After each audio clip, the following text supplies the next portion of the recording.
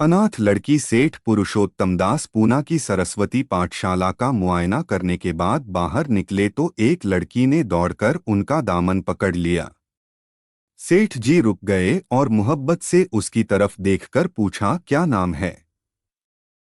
लड़की ने जवाब दिया, रोहिणी। सेठ जी ने उसे गोद में उठा लिया और बोले, तुम्हें कुछ इनाम मिला? लड़की ने उनकी तरफ बच्चों जैसी गंभीरता से देखकर कहा, तुम चले जाते हो, मुझे रोना आता है, मुझे भी साथ लेते चलो। सेठ जी ने हंसकर कहा, मुझे बड़ी दूर जाना है, तुम कैसे चलोगी? रोहिणी ने प्यार से उनकी गर्दन में हाथ डाल दिए और बोली, जहां तुम जाओगे वहीं मैं भी चलूंगी। मैं तुम्हारी बेटी हूंगी। मदरसे के अफसर ने आगे बढ़कर कहा, इसका बाप साल भर हुआ नहीं रहा। मौ कपड़े सीती है, बड़ी मुश्किल से गुजर होती है। सेठ जी के स्वभाव में करुणा बहुत थी। यह सुनकर उनकी आंखें भर आईं। उस भोली प्रार्थना में वह दर्द था जो पत्थर से दिल को पिघला सकता है। बेकसी और यतीमी को इससे ज्यादा दर्दनाक ढंग से जाहिर करना नामुमकिन था। उन्होंने सोचा, इस नन्हे से दिल में न जाने क्या अरमान होंगे, और लड़कियां अपने खिलौने दिखाकर कहती होंगी, यह मेरे बाप ने दिया है। वह अपने बाप के साथ मदरसे आती होंगी, उसके साथ मेलों में जाती होंगी और उनकी दिलचस्पियों का जिक्र करती होंगी। यह सब बातें सुन सुनकर इस भोली लड़की को भी ख्वाहिश होती होगी कि मेरे बाप होता। मौ की मोहब्बत में गहराई और आत्मिकता होती है जिसे बच्चे समझ नहीं सकते। बाप की मोहब्बत में खुशी और चाव होता है जिसे बच्चे खूब समझते हैं। सेठ जी ने रोहिणी को प्यार से गले लगा लिया और बोले, अच्छा, मैं तुम्हें अपनी बेटी बनाऊंगा, लेकिन खूब जी लगाकर पढ़ना। अब छुट्टी का वक्त आ गया है, मेरे साथ आओ, तुम्हारे घर पहुंचा दूं।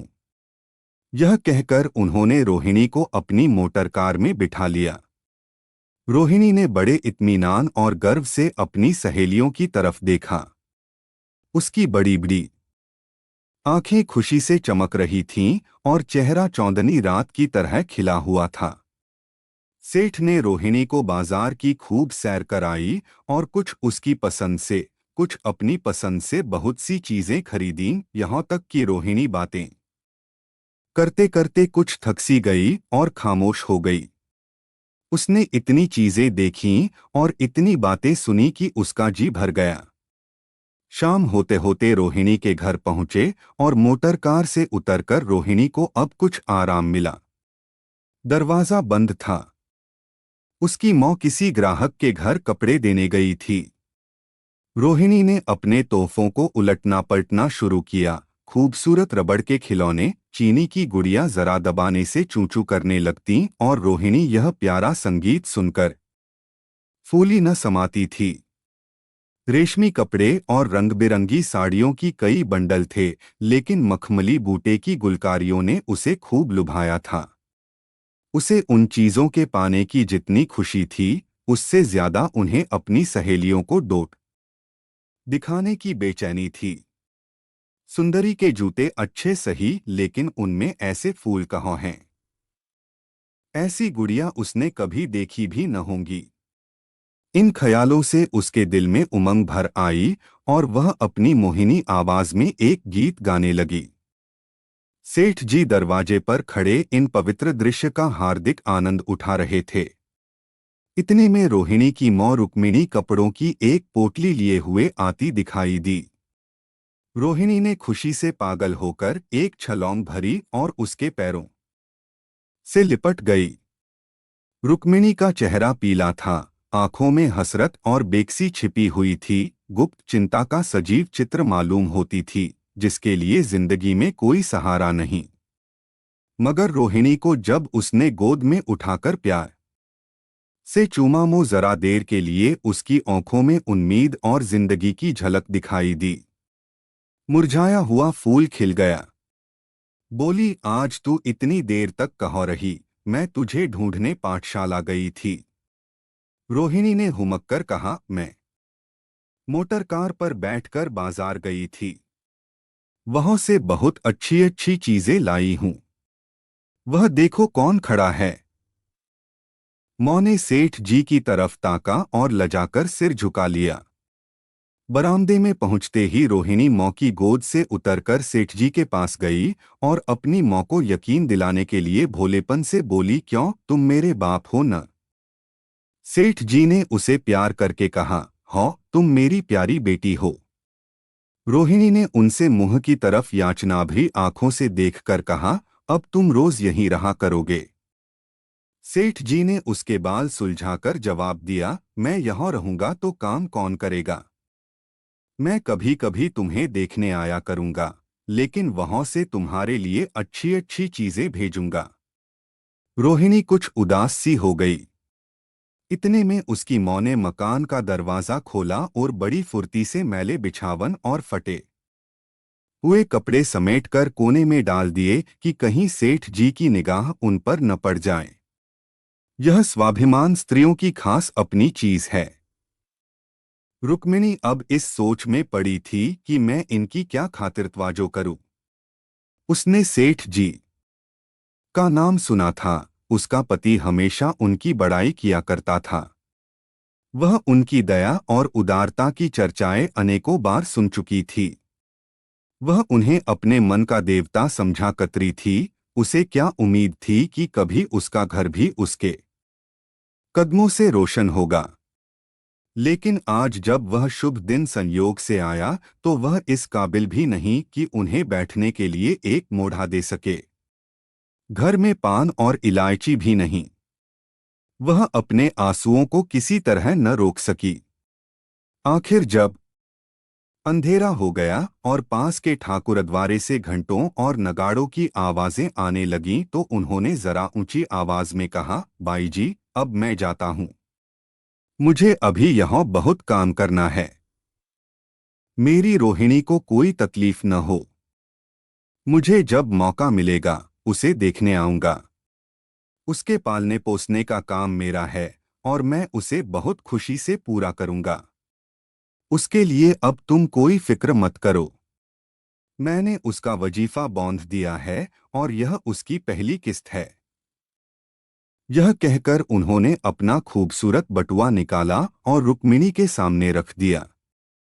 गरीब औरत की आंखें में आंसू जारी थे। उसका जी बरबस चाहता था कि उसके पैरों को पकड़कर खूब रोए। आज बहुत दिनों के बाद एक सच्चे हमदर्द की आवाज उसके मन में आई थी।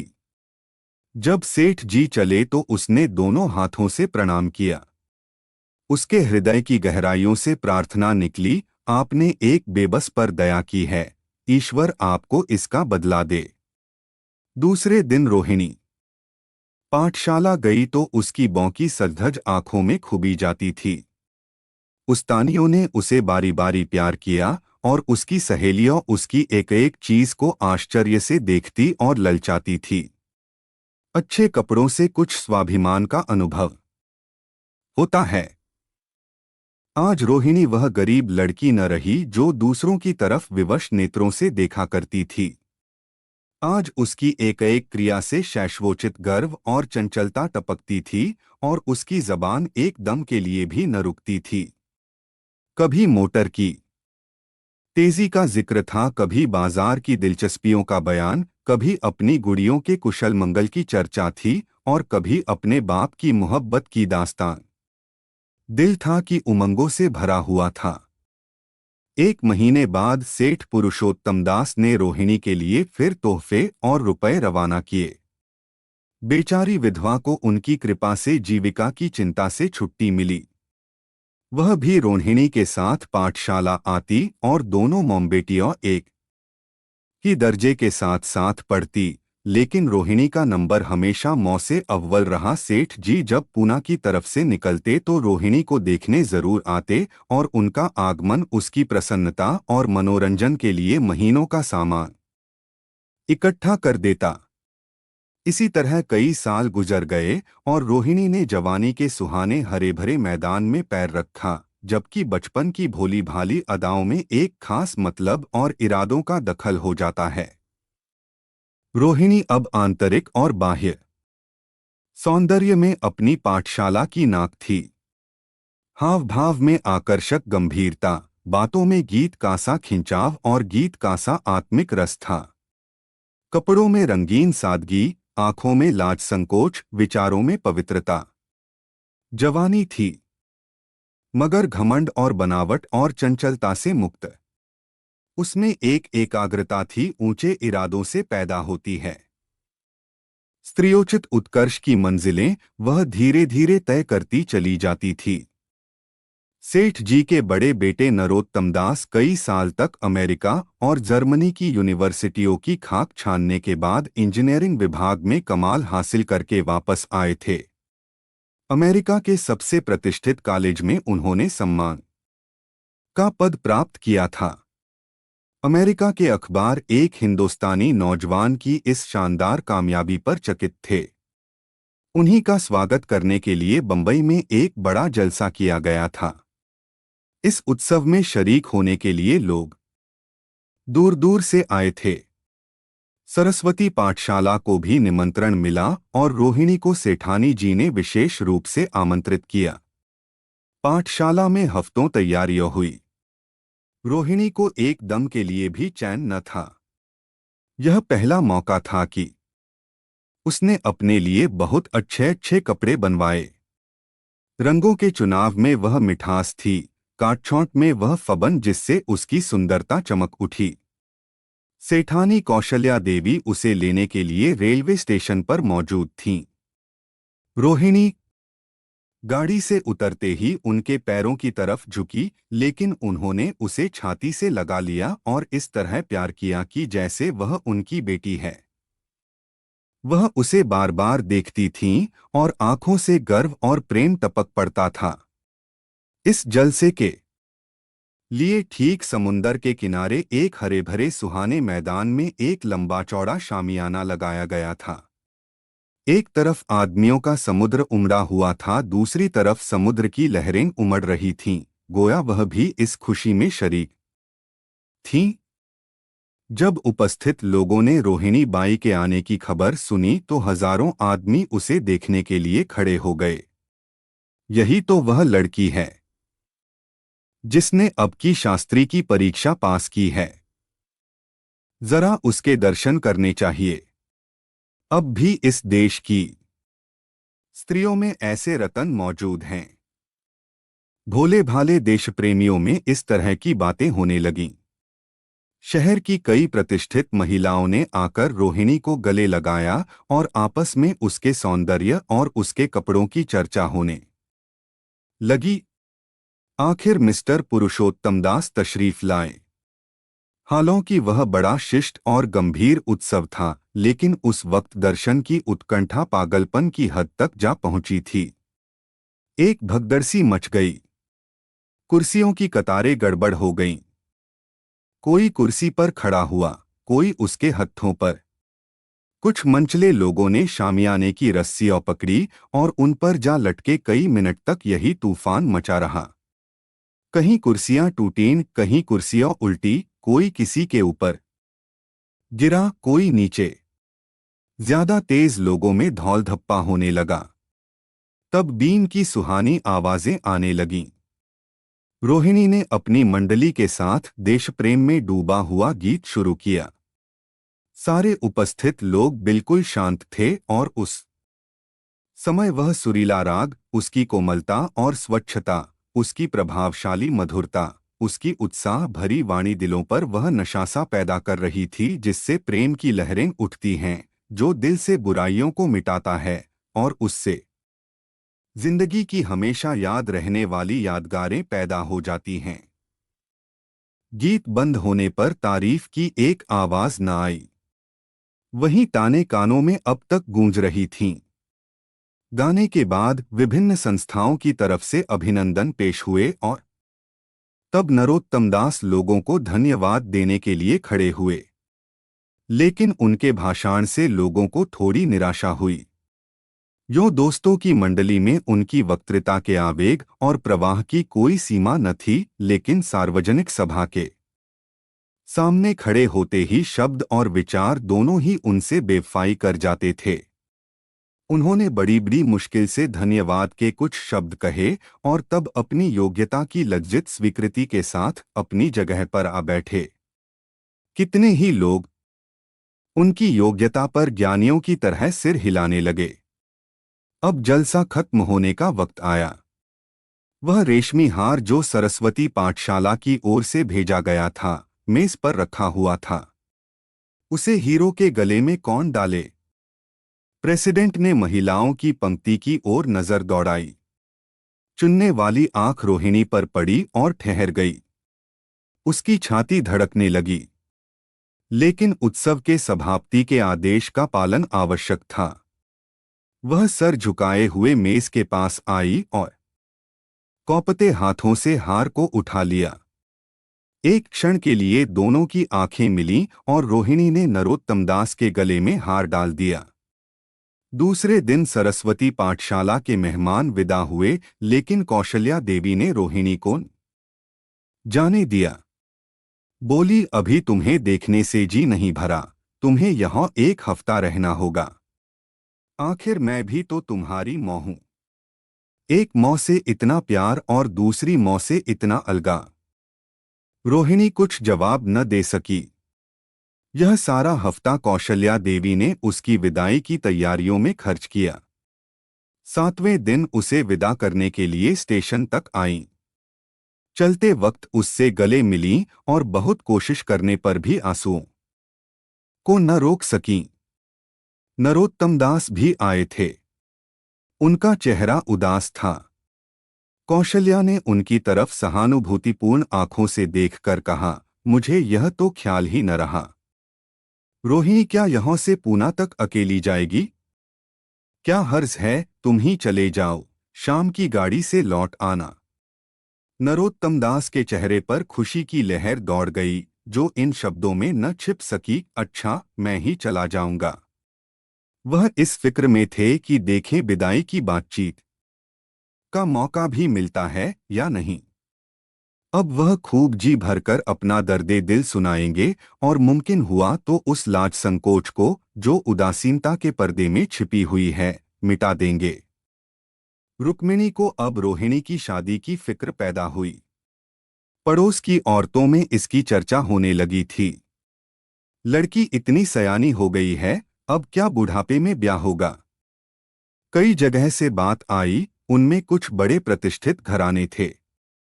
लेकिन जब रुक्मिणी उन पैमानों को सेठ जी के पास भेजती तो वे यही जवाब देते कि मैं खुद फिक्र में हूं। रुक्मिणी को उनकी यह टालमटोल बुरी मालूम होती थी। रोहिणी को बंबई से लौटे महीना भर हो चुका था। एक दिन वह पाठशाला से लौटी तो उसे अम्मा की चारपाई पर एक खत पड़ा हुआ मिला। रोहिणी पढ़ने लगी। लिखा था, बहन, जब से मैंने तुम्हारी लड़की को बंबई में देखा है, मैं उस पर रीझ गई हूं। अब उसके बगैर मुझे चैन नहीं है। क्या मेरा ऐसा भाग्य होगा कि वह मेरी बहू बन सके? मैं गरीब हूं, लेकिन मैंने सेठ जी को राजी कर लिया है। तुम भी मेरी यह विनती कबूल करो। मैं तुम्हारी लड़की को चाहे फूलों की सेज पर न सुला सकूं, लेकिन इस घर का एक एक आदमी उसे आंखों की पुतली बनाकर रखेगा। अब रहा लड़का। मौ के मुंह से लड़के का बखान कुछ अच्छा नहीं मालूम होता, लेकिन यह कह सकती हूं कि परमात्मा ने यह जोड़ी अपनी हाथों बनाई है। सूरत में, स्वभाव में, विद्या में, हर दृष्टि से वह रोहिणी के योग्य है। तुम जैसे चाहे अपना इत्मीनान कर सकती हो। जवाब जल्द देना और ज्यादा क्या लिखूं। नीचे थोड़े से शब्दों में सेठ जी ने उस पैगाम की सिफारिश की थी। रोहिणी गालों पर हाथ रखकर सोचने लगी। नरोत्तम दास की तस्वीर उसकी आंखों के सामने आ खड़ी हुई। उनकी वह प्रेम की बातें, जिनका सिलसिला बंबई से पूना तक नहीं टूटा था, कानों में गूंजने लगीं। उसने एक ठंडी सांस ली और उदास होकर चारपाई पर लेट गई। सरस्वती पाठशाला में एक बार फिर सजावट और सफाई के दृश्य दिखाई दे रहे हैं। आज रोहिणी की शादी का शुभ दिन। शाम का वक्त, बसंत का सुहाना मौसम। पाठशाला के दारोदीवार मुस्करा रहे हैं और हरा भरा बगीचा फूला नहीं समाता। चंद्रमा अपनी बारात लेकर पूरब की तरफ से निकला। उसी वक्त मंगलाचरण का सुहाना राग उस रूपहली चौंदनी और हल्के हल्के हवा के झोंकों में लहरें मारने लगा। दूल्हा आया, उसे देखते ही लोग हैरत में आ गए। यह नरोत्तम दास थे। दूल्हा मंडप के नीचे गया। रोहिणी की मौ अपने को रोक न सकी, उसी वक्त जाकर सेठ जी के पैर पर गिर पड़ी। रोहिणी की आंखों से प्रेम और आनंद के आंसू बहने लगे। मंडप के नीचे हवन कुंड बना था। हवन शुरू हुआ। खुशबू की लपेटें हवा में उठीं और सारा मैदान महक गया। लोगों के दिलो दिमाग में ताजगी की उमंग पैदा हुई। फिर संस्कार की बारी आई। दूल्हा और दुल्हन ने आपस में हमदर्दी, जिम्मेदारी और वफादारी के पवित्र शब्द अपनी जबानों से कहे। विवाह की वह मुबारक जंजीर गले में पड़ी जिसमें वजन है, सख्ती है, पाबंदियां हैं, लेकिन वजन के साथ सुख और पाबंदियों के साथ विश्वास है। दोनों दिलों में उस वक्त एक नई, बलवान आत्मिक शक्ति की अनुभूति हो रही थी। जब शादी की रस्में खत्म हो गईं, तो नाच गाने की मजलिस का दौर आया। मोहक गीत गूंजने लगे। सेठ जी थककर चूर हो गए थे। जरा दम लेने के लिए बागीचे में जाकर एक बेंच पर बैठ गए। ठंडी ठंडी हवा आ रही थी। एक नशा सा पैदा करने वाली शांति चारों तरफ छाई हुई थी। उसी वक्त रोहिणी उनके पास आई और उनके पैरों से लिपट गई। सेठ जी ने उसे उठाकर गले से लगा लिया और हंसकर बोले, क्यों, अब तो तुम मेरी अपनी बेटी हो गई।